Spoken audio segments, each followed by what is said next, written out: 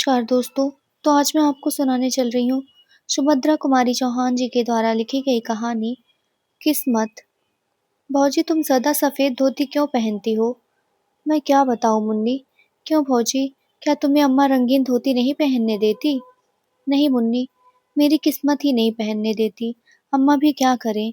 किस्मत कौन है भौजी?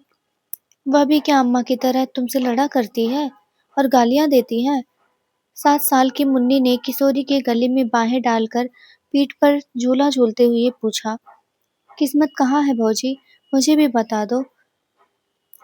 सिल पर का पिसा हुआ मसाला कटोरी में उठाते हुए किशोरी ने एक ठंडी सांस ली।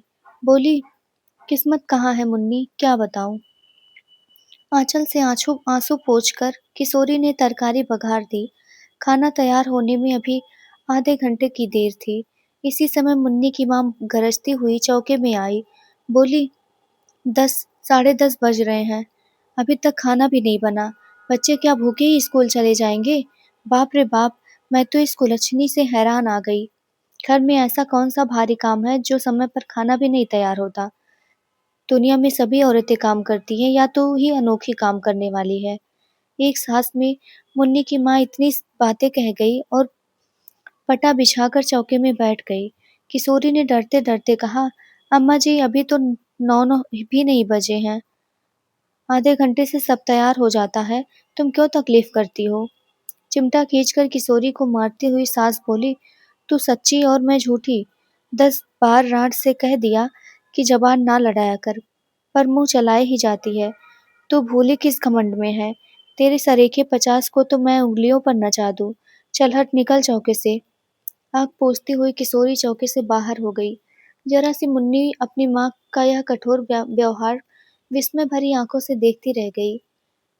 किशोरी के जाते ही वह भी चुपचाप उनके पीछे चली, किंतु तुरंत ही माता की डांट से वह लौट पड़ी। इस घर में प्रायः प्रतिदिन इसी प्रकार होता रहता था। बच्चे खाना खाकर समय के आधे घंटे पहले ही स्कूल पहुंच गए। खाना बनाकर जब मुन्नी की माँ हाथ धो रही थी, तब उनके पति राम किशोर मुवक्किलों के से किसी प्रकार छुट्टी पाकर घर आए।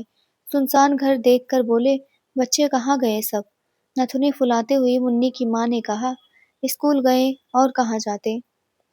कितना समय हो गया, कुछ भी खबर भी है? घड़ी निकालकर देखते हुए राम किशोर बोले, अभी 9:30 ही तो बजे हैं। मुझे कचहरी भी तो जाना है ना। मुन्नी की माँ तड़प कर बोली, जरूर तुमने सुन लिया होगा, दुलारी बहू ने 9 कहा था और तुम साढ़े साढ़े 9 पर पहुंच गए, तो इतना ही क्या कम किया? तुम उसकी बात झूठी होने दोगे? मैं तो कहती हूँ कि इस घर में नौकर चाकर तक का मान मुहालिजा है, पर मेरा नहीं। सब सच्चे और मैं झूठी। कह के मुन्नी की माँ जोर से रोने लगी। मैं तो यह नहीं कहता कि तुम झूठी हो, घड़ी ही गलत हो गई होगी, फिर इसमें रोने की तो कोई बात नहीं है। कहते कहते राम किशोर जी स्नान करने चले गए। वे अपनी स्त्री के स्वभाव को अच्छी तरह जानते थे। किशोरी के साथ वह कितना दुर्व्यवहार करती है, यह भी उनसे छुपा ना था। जरा जरा सी बात पर किशोरी को मार देना और गाली दे देना तो बहुत ही मामूली बात थी। यही कारण था कि बहू के प्रति उनका व्यवहार बड़ा ही आदर और प्रेमपूर्ण होता था। किशोरी उनके पहले विवाह की पत्नी के एकमात्र बेटे की बहू थी। विवाह के कुछ ही दिन बाद निर्दयी विधाता ने बेचारी किशोरी का सौभाग्य सिंदूर पोंछ दिया। उसके मायके में भी कोई ना था। वह अभागिनी विधवा सर्वथा दया की ही पात्र थी। किंतु ज्यों-ज्यों मुन्नी की माँ देखती कि राम किशोर जी का व्यवहार बहू के प्रति बहुत ही स्नेहपूर्ण होता जाता है, त्यों-त्यों किशोरी जी के साथ उनका द्वेष भाव बढ़ता ही जाता। राम किशोरी जी अपनी इस पत्नी से बहुत दबते थे। इन सब बातों को जानते हुए भी वह किशोरी पर किए जाने वाले अत्याचारों को रोक ना सकते थे। सौ की सीधी बात तो यह थी कि पत्नी के खिलाफ कुछ कह के वे अपनी खोपड़ी के बाल ना नुचवाना चाहते थे, इसलिए बहुधा वे चुप ही रह जाया करते थे। आज भी जान गए कि कोई बात जरूर हुई है और किशोरी को ही भूखी प्यासी पड़ा रहना पड़ेगा। इसलिए वे कचहरी जाने से पहले किशोरी के कमरे की तरफ गए और कहते हुए कि भूखी ना रहना बेटी, रोटी जरूर खा लेना, नहीं तो मुझे बड़ा दुख होगा। रोटी जरूर खा लेना, नहीं तो मुझे बहुत दुख होगा। राम किशोर का यह वाक्य मुन्नी की माँ ने सुन लिया।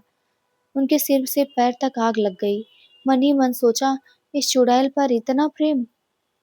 कचहरी जाते जाते उसका लाड़ कर गए, खाना खाने के लिए खुशामद कर गए, मुझसे बात करने की भी फुर्सत ना थी। खाएगी खाना, देखती हूँ क्या खाती है। अपने बाप का हाड़। मुन्नी की माँ ने खाना खा चुकने के बाद सबका सब खाना उठाकर कहारिन को दे दिया और चौका उठाकर बाहर चली गई। किशोरी जब चौके में गई तो सब बर्तन खाली पड़े थे। भात के बटुए में से 2-3 कन चावल के लिपटे थे। किशोरी ने उन्हीं को निकाल कर मुंह में डाल लिया और पानी पीकर अपनी कोठरी में चली आई। आज राम किशोर जी कचहरी में कुछ काम ना होने के कारण जल्दी ही लौट आए। मुन्नी की माँ बाहर गई थी। घर में पत्नी को कहीं ना पाकर वे बहू की कोठरी की तरफ गए। बहू की दयनीय दशा को देखकर उनकी आंखें भर आई। आज चंदन जीता होता तब भी क्या यही दशा होती? अपनी भीरुता पर उन्होंने अपने आप को ना जाने कितना धिक्कारा। उसकी धोती कई जगह से फटकर सी जा चुकी थी। उस धोती से लज्जा निवारण भी कठिनाई से ही हो सकती थी। बिछौने के नाम पर खाट पर कुछ चीथड़े थे। जमीन पर हाथ का तकिया लगाए वह पड़ी थी। उसे झपकी सी लग गई थी।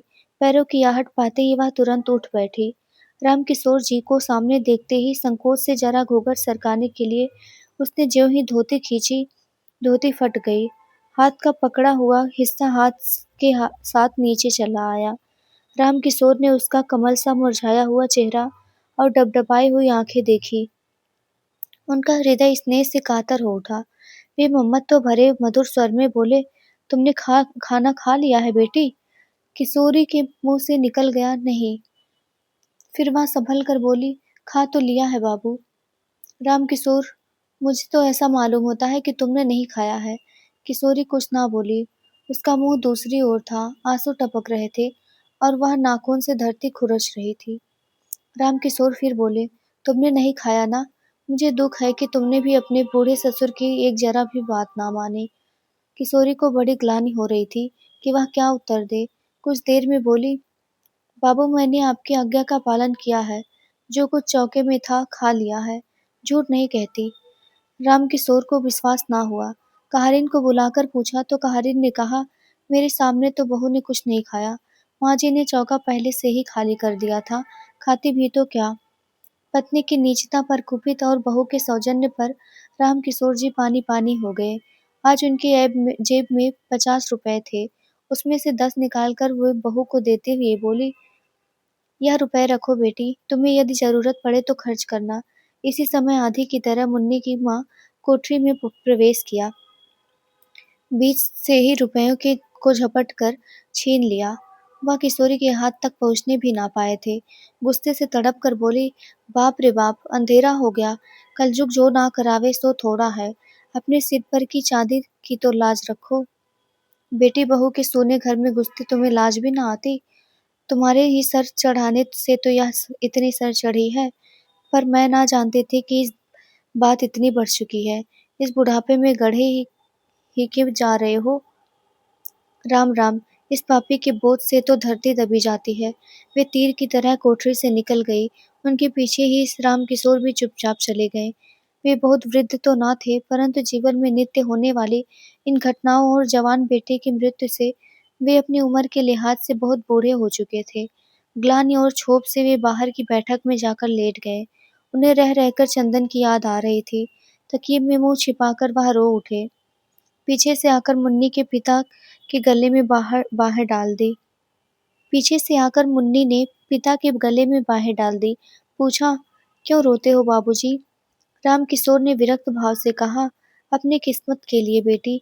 सवेरे मुन्नी ने भौजी के मुंह से भी किस्मत का नाम सुना था और उसके बाद उसे रोता देखा था। इस समय जब अपने पिता को भी किस्मत के नाम से रोते देखा तो उसने विस्मित होकर पूछा, किस्मत कहाँ रहती है बाबू? क्या वह अम्मा की कोई लगती है? मुन्नी के इस भोले प्रश्न से दुख के समय भी रामकिशोर जी को हंसी आ गई और वे बोले, हाँ, वह तुम्हारी माँ की बहन है। मुन्नी ने विश्वास का भाव प्रकट करते हुए कहा, तभी वह तुम्हें भी और भौजी को भी रुलाया करती है। तो ये थी कहानी। आशा करती हूँ आप लोगों को पसंद आई होगी। अगर पसंद आई हो तो मेरे चैनल को लाइक, शेयर और सब्सक्राइब करना मत भूलिएगा और आगे की कहानियों के लिए मेरे साथ जुड़े रहिएगा। धन्यवाद आप सभी को।